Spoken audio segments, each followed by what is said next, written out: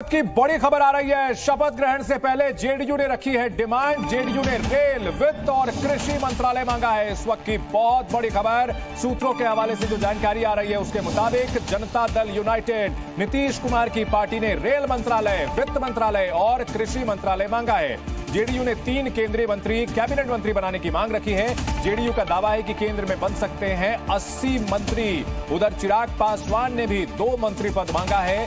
जीतन राम मांझी को भी मंत्री पद का भरोसा है। इस बार चूंकि सरकार अब सहयोगियों के भरोसे है, क्योंकि बीजेपी अपने दम पर सत्ता में नहीं आ सकती, लिहाजा सहयोगी अपनी मांगे रख रहे हैं और कहीं ना कहीं प्रेशर पॉलिटिक्स शुरू हो चुकी है।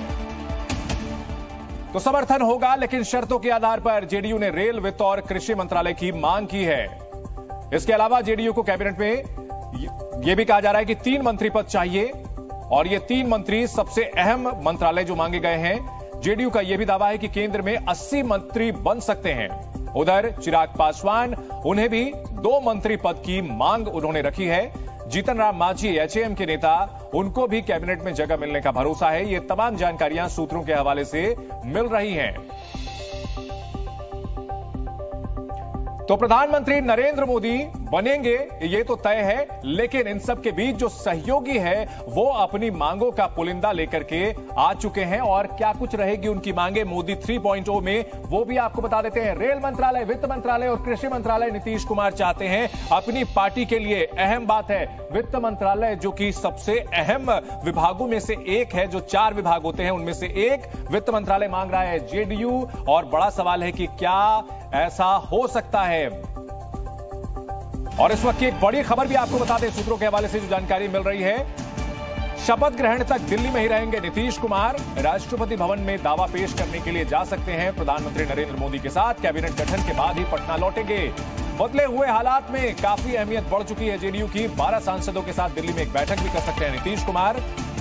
2019 का दौर अलग था, 2024 के हालात अलग हैं और हालात बदल चुके हैं, जज्बात बदल चुके हैं और अंदाज भी अब बदले बदले नजर आ रहे हैं नीतीश कुमार के। तो कैबिनेट गठन के बाद ही पटना लौटेंगे नीतीश कुमार। जो जानकारी मिल रही है, अपने सांसदों के साथ एक अहम बैठक भी कर सकते हैं। और जी मीडिया संवाददाता प्रशांत झा इस बड़ी खबर पर हमारे साथ जुड़ रहे हैं। प्रशांत, नीतीश कुमार 2019 की याद आती है जब उन्हें 1 सीट ऑफर की गई थी और नाराज हो गए थे। इस बार हालात पूरी तरह से बदल चुके हैं और अब तो वित्त मंत्रालय तक पर दावा ठोक रहे हैं। देखिए, सबसे बड़ी बात है कि जनता दल यू को यह उम्मीद है कि उसको 3 सीट इस बार कैबिनेट में मिलेगी, क्योंकि जो आंकड़ा है 293 का, अगर 15% से जोड़ लें तो प्राइम मिनिस्टर नरेंद्र मोदी समेत लगभग 80 कैबिनेट में मंत्रियों की जगह होगी।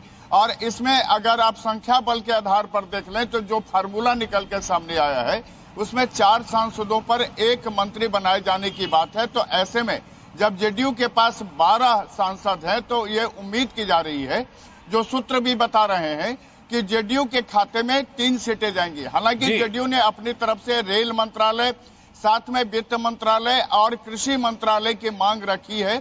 जो जानकारी मिल रही है, रेल मंत्रालय इसलिए मांग रखी गई है क्योंकि नीतीश कुमार उस रेल मंत्री कई बार रह चुके हैं, एग्रीकल्चर मिनिस्टर भी रह चुके हैं। साथ ही में इस बार नया दावा यह किया गया है कि जो फाइनेंस मिनिस्ट्री है वो जेडीयू के खाते में दिया जाए। इसके अलावा बिल्कुल देख रहे हैं कि 3 जो सीटें मांगी गई हैं कैबिनेट में, जो रेल है, रेल मंत्रालय तो खैर जो नीतीश कुमार को जो लोग जानते हैं वो सभी ये मान रहे थे कि रेल मंत्रालय तो सबसे पहले वे मांगेंगे, लेकिन वित्त मंत्रालय पर दावा जो किया गया है बहुत दिलचस्प है।